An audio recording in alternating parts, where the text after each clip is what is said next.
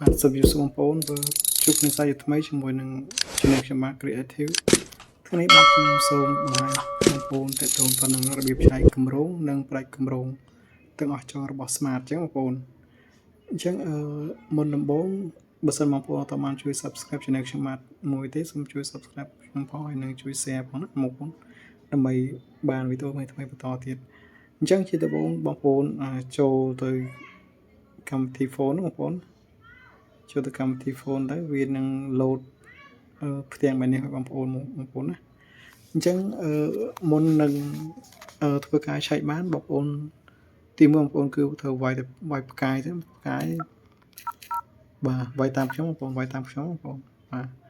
ផ្កាយ1200បងប្អូនណាបន្តទៅបងប្អូនបញ្ជូននៅកន្លែងនេះខ្ញុំដាក់សំណាក់7បងប្អូនឧស្សាហ៍លេខរបស់ខ្ញុំអញ្ចឹងណាអញ្ចឹងយើងចុចទៅចុច smart ឡើង smart ជ្រើសរើស smart អញ្ចឹងវាមាន2អញ្ចឹងបងប្អូនមាន2បាទទី1គឺយើងបង្ហាញតកតងទៅនឹងអីគេតកតងទៅនឹងបញ្ជីដែលយើងបាន subscribe នៅ service របស់ smart អញ្ចឹងបងប្អូនអញ្ចឹងយើងចង់ឆែកមើលបងប្អូនយើងចុច1មកចុចលេខ1មកផ្ញើទៅវាបាទផ្ញើទៅក្រុម smart អញ្ចឹងក្នុងនេះគឺវាថាឲ្យបងប្អូនតើបងប្អូនចង់ subscribe ចុះឈ្មោះបណ្ដាចុះឈ្មោះគម្រោងមួយណាអញ្ចឹងបងប្អូនណាអញ្ចឹងយើងមើលទៅឃើញច្រើនបងប្អូនឃើញច្រើនមែនតើបាទឃើញច្រើនអញ្ចឹងបើបងប្អូនគឺថាចង់ចូលជំរង digital បងប្អូនចូលជំរង digital ទៅសិនបងប្អូនជាប់mobile service បងប្អូនជាប់ smart service ទៅហើយ roaming បងប្អូនជួយ roaming ទៅតែខ្ញុំអត់ចង់ភ្ជាប់ទេបាទខ្ញុំអត់ចង់ភ្ជាប់ទេបើសិនបងប្អូនជួយលេខ1គឺភ្ជាប់ service នឹងខ្លួនឯងបងប្អូនណាអញ្ចឹងយើងកុំចុចបាទយើងកុំចុចទៅដល់ឲ្យចុចលេខ0ទៅវិញបងប្អូនចុចលេខ0ទៅវិញមកវាទៅពណ៌ដើមវិញបាទអញ្ចឹងមួយទៀតតទៅលេខ2លេខ2បងប្អូនស្នើសុំមានថាស្នើសុំគម្រោងណាមួយរបស់បងប្អូនចង់ផ្ដាច់ចោលបងប្អូនណាឥឡូវខ្ញុំចុចលេខ2បងប្អូនមើលចុចលេខ2មកហើយ send ទៅក្រុម smart ចុច smart វាដាក់មក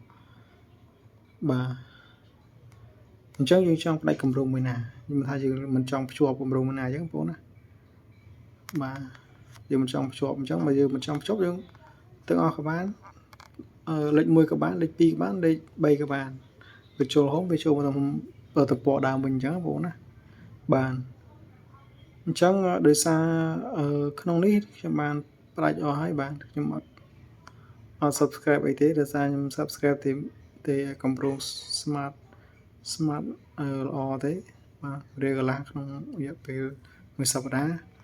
អញ្ចឹងបើសិនឲ្យបងប្អូន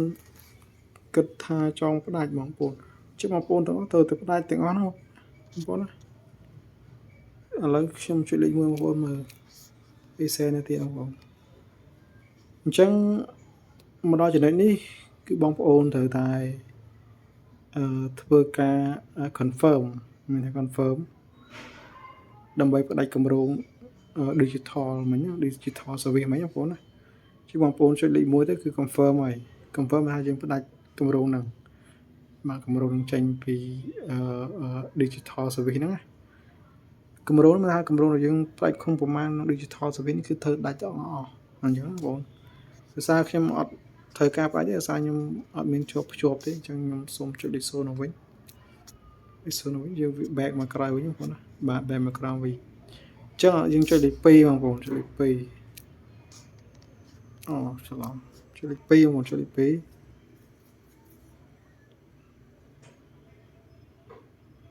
2រងចាំទេបងប្អូន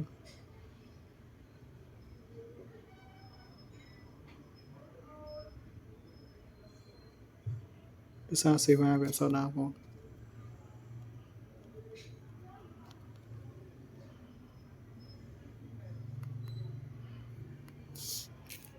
អត់សូវដើរបងអូអត់សូវដើរមែនបងវល់បាត់ហើយ clear ចោលមកបាទ clear ចោលហើយជិះម្ដងទៀតខ្ញុំសូមបិទលេខហ្នឹងទៅបងប្អូនឧស្សាហ៍លេខមានលេខទូរស័ព្ទផ្សេងៗចឹងបងប្អូនសូមបិទលេខហ្នឹង ចឹងយើងចុចដូចមិញជូនបងប្អូន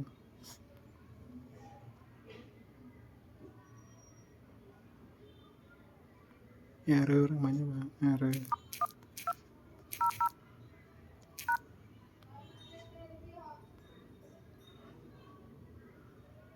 បាទចុចលេខ2ចុចលេខ2ដូចមិញភ្ជាប់ឲ្យមើលម្ដងទៀតលេខ2ហើយយើងចុចលេខ2ទៀតបងលេខ2ដើម្បីមើលអញ្ចឹងណាបងអូខេនឹងវាចេញមកវិញបាទអញ្ចឹងmobile service នេះមានថាគម្រោងអីដែលយើងភ្ជាប់វាបានផ្ដាច់សិនយើងចុចលេខ1មានថាយើង confirm អញ្ចឹងបងប្អូនណាវាទៅបានផ្ដាច់អញ្ចឹងយើងមិនបាច់ធ្វើការចុចលេខ1ទេបាទបងប្អូនភ្ជាប់ហើយវាផ្ដាច់ទៅគម្រោងបងប្អូនជាប់រៀលវានឹងដាច់អូតូហើយអញ្ចឹងយើងភ្ជាប់ម្ដងទៀតអញ្ចឹងបងប្អូនខ្ញុំសូមចុចលេខ0ណាបងប្អូនចុចលេខ0នេះមកឲ្យ send ទៅឲ្យក្រុមហ៊ុន Smart មកអញ្ចឹងវា load ចេញមកអញ្ចឹងរហូតបងប្អូនណា roaming ក៏វាមានដែរបាទបងប្អូនអញ្ចឹងវីដេអូនេះខ្ញុំមានប៉ុណ្ណឹងទេបងប្អូនបើសិនបងប្អូនចង់ផ្ដាច់គម្រោងមួយហ្នឹងបងប្អូនអាចផ្ដាច់តាមចិត្តបងប្អូនអញ្ចឹងណាខ្ញុំសូមលើកទឹកចិត្តឲ្យបងប្អូនបើសិនជាបងប្អូនទិញ SIM ថ្មីបងប្អូនណាទិញ SIM ថ្មីអញ្ចឹងបងប្អូនត្រូវតែធ្វើការផ្ដាច់គម្រោងវាអស់ដូចខ្ញុំបានបង្ហាញអញ្ចឹងតាំងពី1រហូតដល់3បងប្អូនណាដូចខ្ញុំបង្ហាញអញ្ចឹងឥឡូវទីហោខ្ញុំចុចសុំមើលម្ដងទៀតបងប្អូនណាគឺបងប្អូនតាមអត់ទាន់ខ្ញុំចុចមើលម្ដងទៀតចុចអញ្ចឹងបងប្អូនចុចលេខ1មកចុចលេខ1មកបងប្អូនចុចលេខ1ចឹងបងប្អូនចុចលេខ1នេះមកដើម្បី confirm វាមកមិនថាយើងផ្ដាច់គម្រោងចោលអូខេបងប្អូនទាន់បងប្អូនណាបាទទាន់ហើយអញ្ចឹងយើងចុចលេខ0មក back មកវិញវា load មកដល់វិញអញ្ចឹងយើងចុចលេខ2បងប្អូនចុចលេខ2មកមកចុចលេខ2មកយើងចុចលេខ2ចុចលេខ1បងប្អូនណានឹងចំពោះ